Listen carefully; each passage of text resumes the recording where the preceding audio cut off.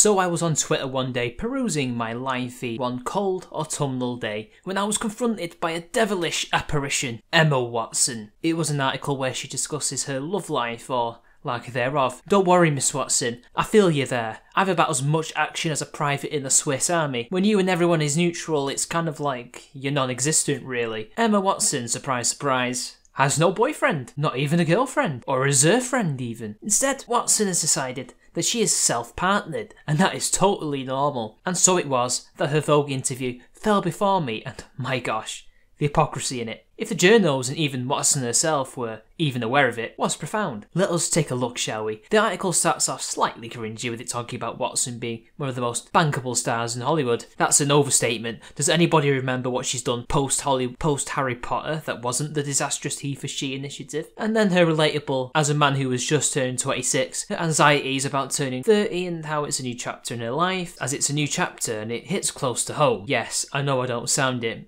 but I am very much close to 30. But then, the bombshell, the creme de la creme of the article. To quote, if it's staggering to think that Watson worries about this stuff, it's comforting too. I never believed the whole I'm happy single spiel, she continues. I was like, this is totally spiel. It took me a long time, but I'm very happy being single. I call it being self-partnered. It already was bad enough that among her anxieties was not having a husband and a child before she turned 30. But now apparently, she's totally happy being single as she approaches 30. Sure, Emma, and the thing is, if a normal man said this, he'd be shamed for being an incel or a MGTOW. But if he's a celebrity who used to work with Emma, well, crickets. When women are single, they are self-partnered. When men are single, they are incels and demonised. Hell, when MGTOW made this very similar rhetoric, they were attacked for being misogynistic. But of course, Emma is not the only woman who is considering herself to be self-partnered. This charming young lady also has adopted this term and lifestyle, but don't call her single, bigot. Call her self-partnered, because we can't point out the obvious. Just indulge the latent narcissism and move on. So let's get into this article now, shall we? Move over, conscious uncoupling. The new celeb euphemism du jour has arrived. When Harry Potter star Emma Watson proclaimed herself self-partnered in an article in British Vogue last week, many scoff at the 29-year-old singleton's woke navel-gazing. It seems quite a few unattached adults identify with the term and the concept of feeling empowered and fulfilled, all by themselves. Self-partnered means you're happy whether things work out with a partner or not, in terms of a marriage and a family, says 39-year-old Sage Israel, an actress in Williamsburg. Or maybe it means you fail at establishing stable long-term partnerships. What do I know? I'm just a single autistic man, don't mind me. Israel was separated from her husband when she was first introduced to the term, in Los Angeles of course, a few months ago, and the positive message resonated. If you're not happy and present on your own, how can you be happy in the relationship, she reasons. If you only consider yourself a partner in a relationship, then how can you be happy on your own? Of course, California, only the most narcissistic state on the planet, come up with such an idea. It all makes sense. There is a conflation between self-confidence, self-assuredness, and accepting that one is not in a relationship. It's indulging in self-love and selfishness, and not the kind of selfishness that Adam Smith pointed out had beneficial side effects for humanity. Then again, if people like her aren't having kids and are not in the gene pool, then surely that's a plus for humanity. I can only speculate. It's just mindless self-indulgence and deluding yourself into thinking that it's not your fault you're single. Everything is fine, and you're totally happy with this state of affairs. I myself can live with being single, but would I be fine being single until I die in old age? Hell no, I want a girlfriend. I'm just not desperate for one. Whilst with Watson and Israel, you can just smell it from a mile away. They positively reek of it. It's almost like this isn't some feminist call to arms and a proud declaration, but a window advert for men to date them. Unfortunately, men don't like stuck-up, self-absorbed, self-righteous, moral busybodies Hollywood actresses tend to be these days. Likewise, women don't like it either. We all prefer grounded and stable individuals. It surely cannot be a coincidence that these women are pushing 30 and 40, have lived in and around LA, and are feminists, and then somehow lose all their attractiveness to men.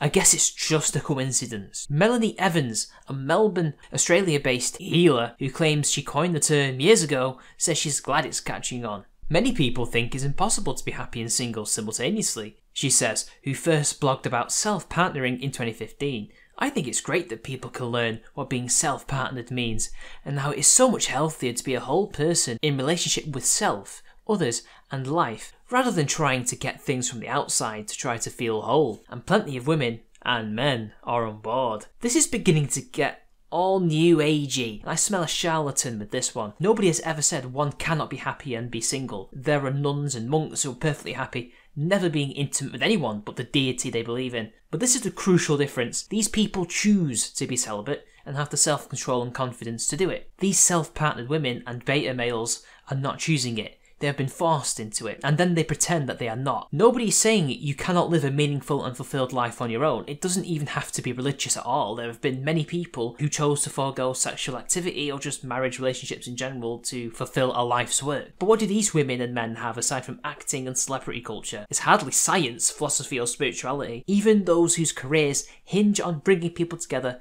believe Watson's euphemism heard round the world is harmless, even empowering. It's great that there seems to be a movement of women embracing the benefits of being single, says Montclair, New Jersey-based matchmaker Rachel Rousseau. Developing who you are as a single woman can be very rewarding preparation for a relationship, or just rewarding in itself. Taking aim at an iconic film moment, she adds, Jerry Maguire had it wrong.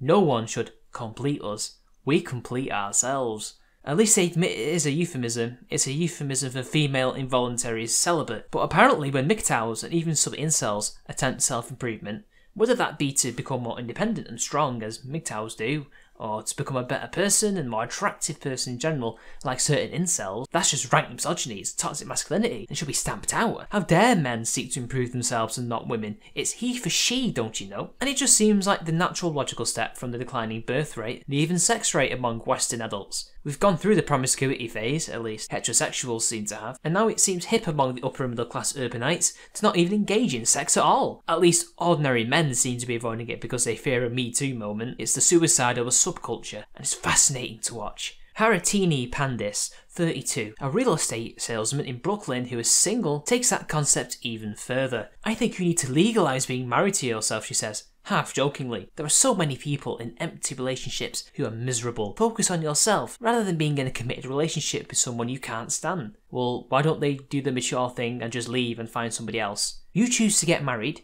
you choose to enter relationships with people, and now you complain about them not being fulfilling. Well, choose better partners, hell, be better partners. But it's not your fault. It's their fault, of course. Society's fault. Nothing is ever your fault. Always the victims. But thankfully, there are some sane people left in this world. Still, the buzzword has its haters. It's still a silly term, says 41-year-old Dara, a single Lower East Sider who works in marketing and prefers not to use her last name for professional reasons. It feels like it's an extension of the self-love, make that self-obsession trend. Calling yourself self-partnered, she says, is a little cliched. Pretty much saying exactly what I've just said. But what else can I add? It is nothing more than a delusion. It's a charade. You could tell none of these women are actually happy being single. They would not make a big deal out of it if they were content. You don't see nuns or other voluntary celibate types flaunting their singlehood to the world. As I said before, it's a coded message to men or whoever they may be into to date them, because it is not a coincidence that all these women and a minority of men who have come out as self-partnered in the media or in their 30s, approaching 40 or approaching 30, in white-collar jobs. It is them trying desperately to get a partner. And then a child, of course, because that biological clock, at least for the women, is ticking and it's going to stop, and they will hit that proverbial wall hard. It always happens. It's an attempt to say, nah, it'll be fine, when really it isn't. They aren't happy. They aren't doing this for any lofty goal or even self-improvement. Why are they even improving about themselves? What have we seen here that would make us want to date these idiots? I'm 26. And would rather date the 41-year-old than the 29-year-old Emma Watson. At least the former seems to be sane and sign of good wife material. But when ordinary men talk about very similar experiences and are not popular celebrities, they get vilified. MGTOW has been consistently attacked by feminists for espousing similar rhetoric. But the difference is, they are trying to heal broken men who have had their lives ruined by vindictive women, abusing a rigged system against men. The two could not be more different. All this is more narcissism, more self-love crap and virtue signalling. It's hokey. And I'll say this, ladies, the bell tolls for thee.